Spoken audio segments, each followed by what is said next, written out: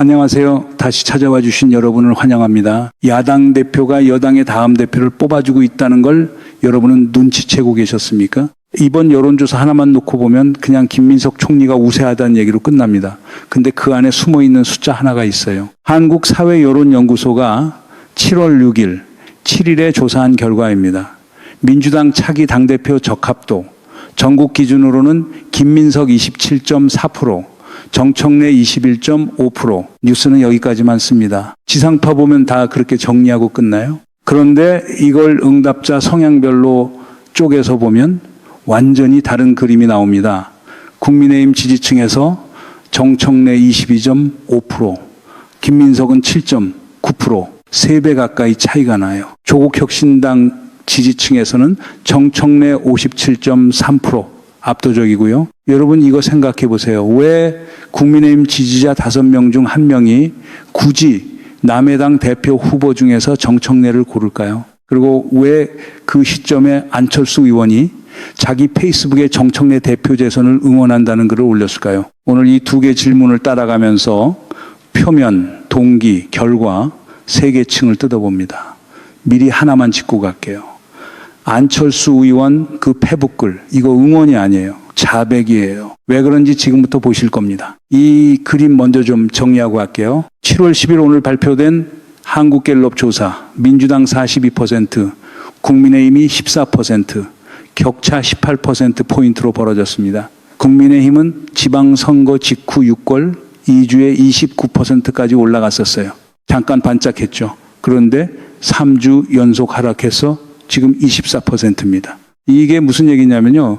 국민의힘이 지방선거 직전 여론조사 수치인 31.6%보다도 지금 더 낮다는 겁니다. 선거 때 반짝 올랐던 게 지금은 그 반짝 오르기 전보다도 더 내려간 상태예요. 이거 진짜 짚어봐야 되는 지점입니다. 벌거벗은 임금님 얘기 같아요. 이겼다고 자축 행차는 계속하는데 지지율 숫자는 뒤에서 옷 벗겨져 있다는 신호를 계속 보내고 있는 거잖아요. 근데 당 안에서 누구도 옷 안 입었다는 얘기를 대놓고 못하는 분위기인 거고요. 같은 조사에서 이재명 대통령 국정 긍정률 53%, 지난주에서 1%포인트 내렸는데 부정률도 같이 1%포인트 내렸어요. 이건 하락세가 유지되는 게 아니라 급격한 하락은 이미 끝났다는 신호입니다. 지난주에는 반등도 있었죠. 51에서 54로 올라갔었잖아요. 전고점 대비로 보면 이재명 지지율 67에서 53으로 14%포인트 하락했습니다. 하락폭 자체는 크죠. 그런데 지금 국면은 51에서 54 사이에서 횡보하는 그림입니다. 앵그리 부정평가층이 잠잠해진 거예요. ARS 조사인 KSOI 지표에서도 이재명 54.7%, 부정 40.9%, 데드크로스는 결국 안 왔습니다. 특히 짚어야 될 게 하나 있어요. 5주 연속 하락하던 이재명 지지율이 반등하기 시작한 그 시점 3대 메가 프로젝트 발표 이후에요.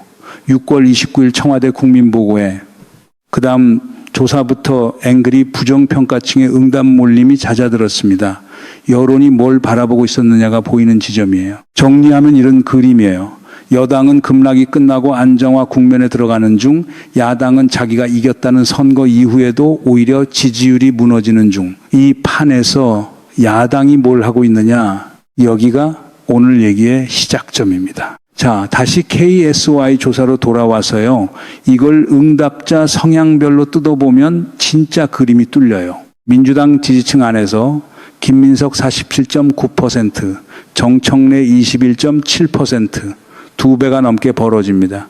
이재명 대통령 국정 긍정 평가층에서는 김민석 46.6%, 정청래 19.5%, 여기서도 2배 이상이고요. 그런데 반대편으로 넘어가 볼게요. 이재명 대통령 국정 부정 평가층, 여기서는 정청래 25.9%, 김민석 4.1%, 6배 넘게 뒤집혔어요. 국민의힘 지지층에서는 정청래 22.5%, 김민석 7.9%, 3배 가까이 뒤집혔고요. 조국혁신당 지지층은 정청래 57.3%로 압도적. 이게 무슨 그림이냐면요. 김민석은 이재명 정부를 지지하는 세력의 대표 후보입니다. 정청래는 이재명 정부에 반대하는 세력들의 공통 후보고요. 국민의힘, 조국혁신당, 이재명, 국정 부정평가층 3개 축이 정청래를 공통 지지하는 그림이에요. 여기서 흥미로운 게 있습니다. 이 조사를 리서치웰이 3주 전에 했던 조사랑 비교해 보면요. 국민의힘 지지층 안에서 정청래 지지율이 3주 전에는 13.8%였어요. 이번에는 32.9%, 10.9%포인트 상승했습니다. 3주 만에요. 여론이 자연스럽게 이렇게 이동합니까? 이건 자연스러운 여론 변화가 아니에요. 조직화된 이동입니다. 짧은 시간 안에 특정 지지층의 응답이 이 정도 폭으로 한쪽으로 몰리는 건 지지층 사이에 신호를 보내는 사람이 있다는 뜻이거든요. 지역별로도 좀 보시면은요. 민주당 텃밭인 광주 전라에서는 김민석 39.3%, 정청래 23.3%, 송영길 13.8%, 대전세 종충청은 김민석 30.8%, 정청래 17.8%. 김민석 총리가 이 두 지역에서 앞서고 있어요. 연령별로는 50대에서 김민석 35.6%, 정청래 24.6%, 60대에서 김민석 35.2%. 여당의 실질 기반 세대에서 김민석 우세가 뚜렷합니다. 여기서 자연스럽게 이런 생각 드시겠죠. 국민의힘 지지자들이 정청래를 좀 편하게 여기는 정서가 있는 거 아닌가. 그래서 그렇게 답한 거 아닌가. 여기서 이야기를 끝내고 싶은데 이 답은 표면이에요. 진짜 문제는 왜 그 시점에 안철수 의원이 굳이 그걸 페이스북에 공개적으로 썼는가. 여기서부터 이야기의 성격이 완전히 달라집니다. 안철수 의원 페북글 6월 23일자예요. 제가 한번 그대로 읽어드릴게요. 이재명 정부의 조기 레임덕 정청래 연임이 가속화시킬 겁니다. 이게 제목이에요. 본문 마지막에서 이렇게 했습니다. 정 대표는 계속 하던 대로 하십시오. 그리고 이 문장으로 끝냅니다. 정권교체의 선봉이자 리 정부 조기 레임덕의 선봉장인 정청래 대표의 재선을 응원합니다. 이거 두세 번 다시 읽어보시면요. 이게 무슨 문법인지 딱 보입니다. 표면적으로는 정청래 대표 비판이에요. 그런데 중간층에서는 국민의힘의 정치적 계산이 그대로 노출됩니다. 강경파가 여당 대표가 돼야 국힘이 유리하니까 응원한다는 겁니다. 진짜 밑바닥층에서는 뭐가 나오냐면요. 국민의힘이 여당 갈등 유도를 자기 유일한 전략으로 삼고 있다는 걸 자기 입으로 자백한 겁니다. 같은 시점에 진중권 교수도 유튜브 시사 저널 TV에 나와서 비슷한 얘기를 했어요. 정청래는 국민의힘의 전략 자산이라는 겁니다. 국민의힘에서 정청래가 당대표 되기를 바란다는 거예요. 대통령은 레임덕에 빠지고 정청래는 브레이크가 없는 사람이니까 마구 폭주하다가 어차피 자멸할 거란 얘기죠. 이거 진중권 교수가 실제로 한 발언입니다. 여기서 잠깐만요. 이거 짚고 넘어가야 됩니다. 안철수 의원이 이 발언을 왜 하필 6월 23일에 페북에 올렸을까요? 이재명 대통령 지지율이 급락하던 그 순간이에요. ARS 조사에서 데드크로스 얘기가 나오던 시점입니다. 우연일까요? 그때 조선일보 계열 매체들은 명청 갈등 프레임을 확산시키고 있었어요. 명청 갈등. 이재명 대통령과 정청래 대표가 서로 원수처럼 싸운다는 프레임이거든요. 이 프레임이 어떻게 만들어졌는지도 잠깐 뜯어볼 필요가 있어요. 원래는 이재명 대통령이 정청래 대표에게 원수 싸우듯 해선 안 된다라는 취지의 정치적 조언 발언을 한 게 시작이었습니다. 이건 대통령과 여당 대표 사이에 있을 수 있는 일반적인 정치 노선 조율이에요. 그런데 이걸 보수 매체가 당청 갈등으로 다시 명청 갈등으로 프레이밍을 확장시켰습니다. 조언 하나가 프레임 하나 만드는데 얼마나 걸렸을 것 같으세요? 며칠 만에 3대 매체가 같은 톤으로 정리했습니다. 안철수 페북, 진중권, 유튜브, 조중동 계열, 명청, 갈등, 기사, 비슷한 시점에 비슷한 메시지가 세 군데에서 동시에 나온 겁니다. 이 정도면 우연이라고 보긴 좀 어렵죠. 정리하면요. 정청래 대표가 당대표 되면 누가 이득을 보나요? 국민의힘 지지층 32.9%가 그 답을 이미 알고 있어요. 조국혁신당 강성개혁 세력 57.3%도 그 답을 이미 알고 있고요. 그러니까 지지하는 겁니다. 문제는 여기서부터입니다. 이건 단순한 여론조사 얘기가 아니에요. 역선택이 이렇게까지 조직화됐다는 건 국민의힘이 자기 지지율로는 이길 방법이 없다는 걸 스스로 인정한 셈입니다. 이런 역선택 화법이 처음이냐면 그렇지도 않아요.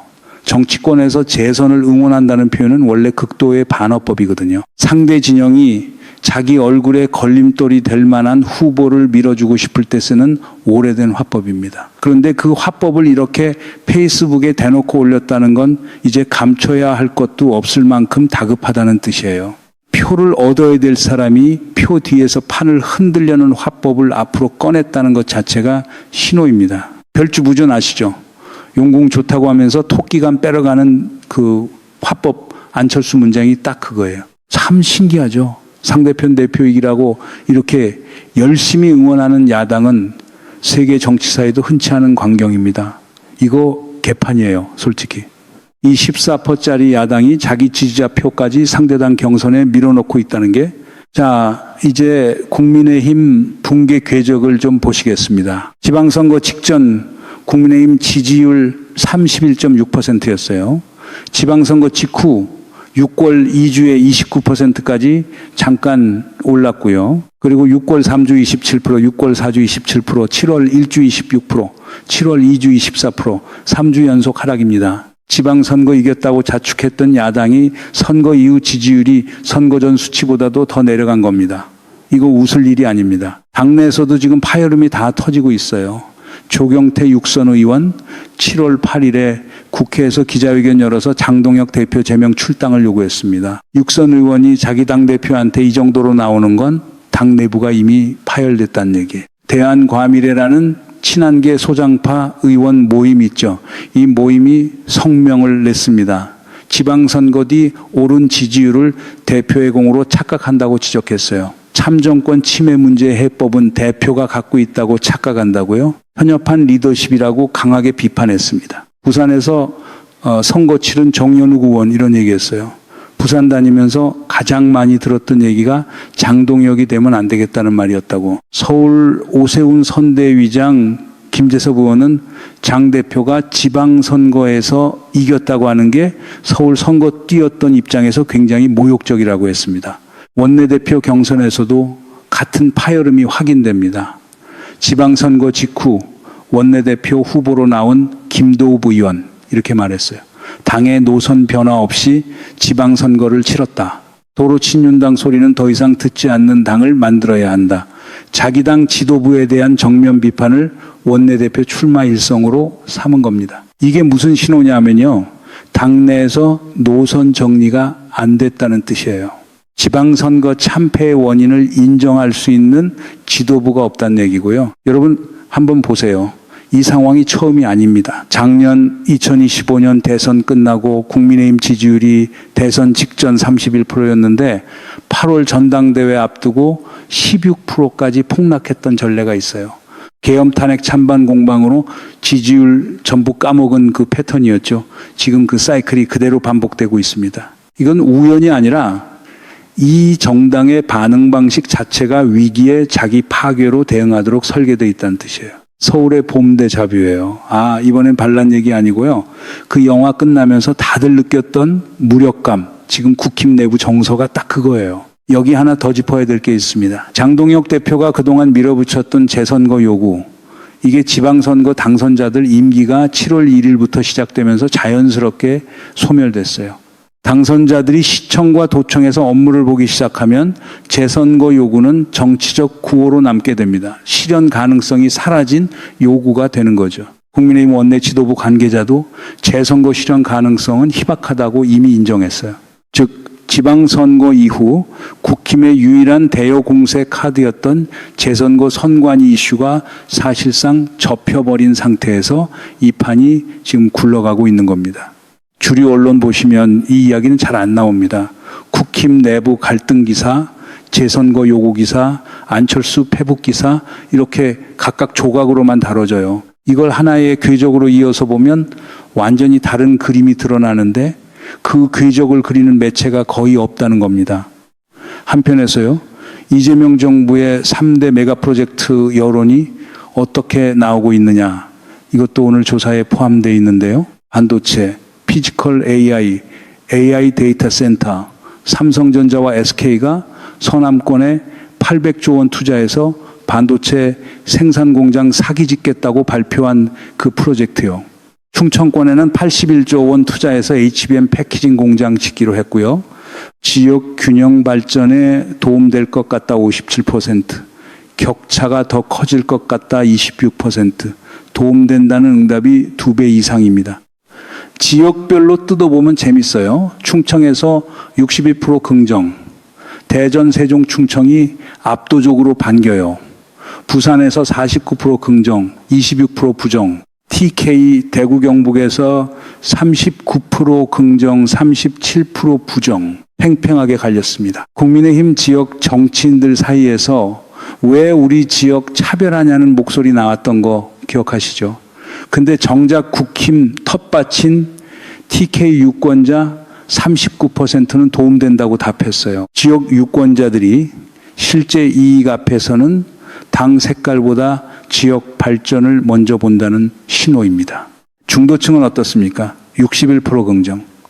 진보층은 절대적 지지. 보수층에서만 49%가 격차 커질 것 같다고 답했어요. 정치 스펙트럼 전체에서 봤을 때 3대 메가 프로젝트가 중도 확장의 견인차 역할을 하고 있다는 게 이번 조사의 함의입니다. 이재명 대통령이 최근에 이런 말을 했어요. 지지율은 바람 같은 것이어서 오기도 가기도 한다. 실적과 성과는 산 같은 것이어서 쉽게 변하지 않는다. 지지율은 성과를 자연스럽게 따라온다는 게 오래된 생각이라고요. 국민의힘이 이 프로젝트가 지지율형이라고 비판하자 이 대통령은 이렇게 반박했습니다. 만약 지지율 관리를 위한 정치적 수단이었다면 지방선거 전에 시작했다고. 이 태도가 지금 여론에 어떻게 반영되고 있는지 이번 조사가 보여주는 겁니다. 여기서 하나 짚고 갑시다. 역선택은 선택이 아닙니다. 다른 선택이 없다는 자백이에요. 24%짜리 야당이 47%짜리 여당의 대표 후보 중에서 누구를 고를지 자기 지지자들에게 지시하고 있다는 것. 이게 지금 이 판의 진짜 그림입니다. 오프닝에서 제가 물었죠. 야당 대표가 여당의 다음 대표를 뽑아주고 있다는 거 눈치채셨냐고요. 지금 안철수 페북글을 다시 읽어보면 그 문장이 응원이 아니라 자백이었다는 게 보일 겁니다. 우리 힘으로 이길 수 없다는 자백이에요. 그러면 이 그림 위에서 김민석 총리는 지금 어디에 서 있느냐? 민심 지표에서 김민석 41.6%, 정청래 30.2% 격차 있습니다. 당심 추정 지표에서는 민주당 지지층 김민석 47.8%, 정청래 30.3% 격차가 더 벌어져요. 여기서 민당심 동조화 얘기가 나옵니다. 민심과 당심이 같은 방향으로 움직이면 김민석이 55%에서 60% 사이 나올 가능성이 있어요. 그러면 선호투표, 3순위 안 까고도 첫 투표에서 50% 돌파 가능합니다. 호남 조사도 하나 볼게요. STI가 7월 4일 5일에 호남에서 조사한 결과인데요. 호남 민주당 지지층 김민석 47.2%, 정청래 22.5%, 이게 전남 지역만 보면 김민석 62.5%, 양자 대결로 좁히면 김민석 61.6%, 정청래 25.6%, 2배 반 격차예요. 물론 이게 그대로 결과로 나온다고 장담할 수는 없습니다.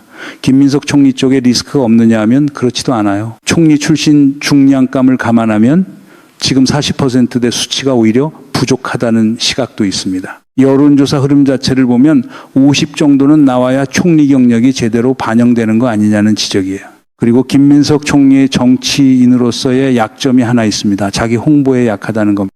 현 정부 외교 현장에서 성과를 국내에 가져오는 홍보 작업, 이런 걸 정치적으로 활용하는 감각이 부족했다는 평가가 있어요. 당정 일치를 큰 모토로 내세우고 있지만 그게 구호에만 그치지 않고 사실상 성공하기 위한 구체적 방정식으로 나와야 한다는 겁니다. 지난 1년 그게 안 보였다는 게 지금 민주당 지지층과 무당층이 김민석 지지율에서 실린 압박의 정체예요. 여기 하나 더요. 정통성 마케팅에서도 김민석 총리가 좀 늦었습니다. 정청래 대표는 이미 김대중 대통령 관련 지역 방문하고 노무현 대통령 묘역 방문하고 정치적 정통성을 이어가는 그림을 만들었어요. 김민석 총리는 최근에야 전주갑 지역 방문하고 목포시장에서 흑산도 홍어 먹는 스킨십을 늘리기 시작했습니다. 김대중 사전은 아직 방문 안 한 걸로 알고 있어요. 이거 가야 됩니다. 그리고 여기에 변수가 하나 더 있습니다.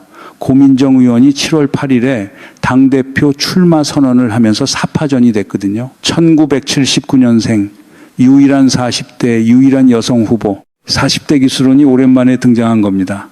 이 카드가 코소프 통과하느냐 마느냐에 따라서 선호 투표판이 또 흔들릴 수 있어요.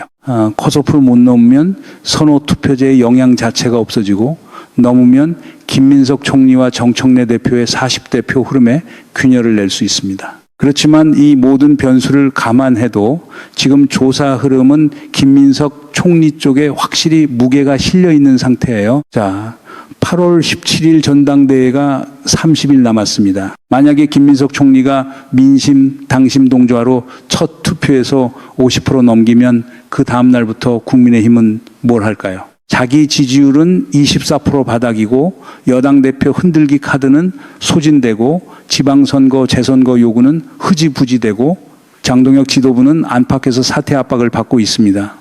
남는 카드가 없어요. 그리고 여기서 짚어야 될 게 8월 17일 전당대회가 끝나면 정치 시간은 곧바로 총선 준비 국면으로 진입합니다.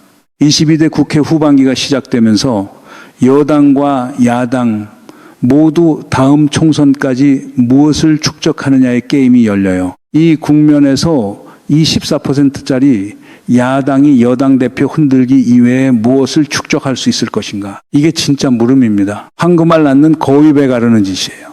자기 지지율 유지할 힘도 없는데 그 힘을 상대당 경선에 밀어넣고 있는 겁니다. 여기서 진짜 물음은 이겁니다. 8월 17일 이후 국민의힘이 새로 꺼낼 카드가 정말로 있을까요? 아니면 안철수 의원이 페북에 쓴 그 문장이 사실은 이미 통과된 예언이었을까요? 이 전당대회 결과가 앞으로 1년 정치 지형 전체를 바꿉니다. 다음 국면 분석 놓치지 않으시려면 좋아요, 구독 부탁드립니다. 여러분과 함께 계속 이 판을 뜯어보겠습니다.